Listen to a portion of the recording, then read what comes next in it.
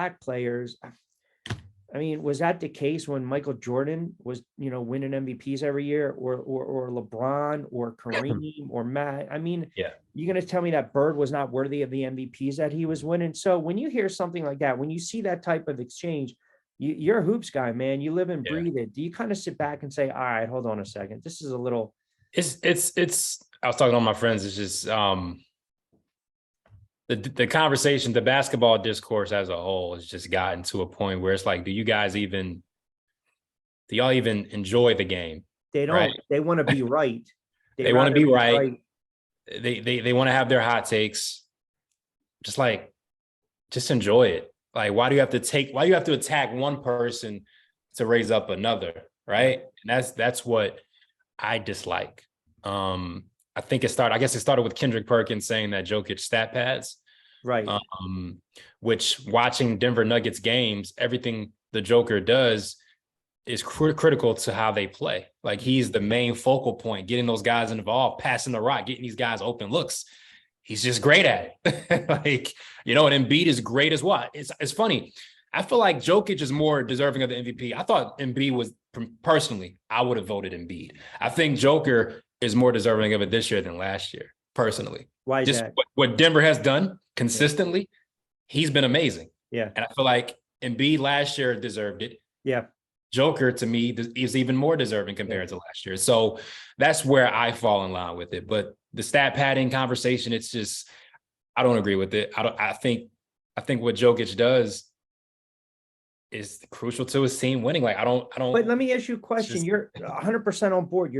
I'm in agreement. But then it's funny because I can actually boost your argument and say, well, the other night Giannis decides to throw it off the backboard to try to get a cheapy triple double. They took it away. And they took it away. So, what if you're down 25 and Westbrook's got to shoot his 36 shots and he's getting the triple doubles back in the day? And that can go for any player, whether it's Nash or Dirk or whomever. So totally agree with you. Like, this is the NBA. They want the game to go up and down the floor. They don't want 88, 87. They don't want Knicks, Pacers, Knicks, Bulls, Heat, Pacers, Heat, Knicks. They don't want that. They want the game to be wide open. And by the way, now I also think there's this element still of, these European players now are starting to take over the league. So what? Right. It's a fun product to watch. Like, to your point, why does everyone always have to be right?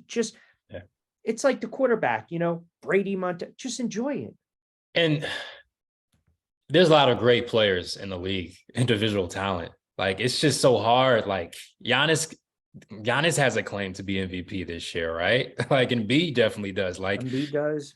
It's all about your preference. How do you gauge it? Last year, to me, was Embiid. This year, what I've seen from Denver, I think they've reached a whole nother level. Yeah. That's why I think Jokic has an even bigger case this year than last year. And so, it's just, I don't like just tearing down one man just to bring up another. You know what I mean? Like, and I love Embiid's game. You know that. Of course. And I feel like he did deserve the MVP last year. But I would never say Jokic is stat padding. I wouldn't say that. I mean, he's a 7-footer. He's going to get his rebounds, right? He's a talented guy who can score in any way possible, right? And he's a great passer. Yeah. He's going to get his assists. Yep. Like, what do you want him to do? Like, he's a focal point of that team. Yeah. Agreed. It's going to happen. but this is where we're at. It's just, you have to be the loudest. You've got to scream, because that means my opinion is the right one. And that's not the case. But I think bringing race into debates is a lazy ass argument. Yeah.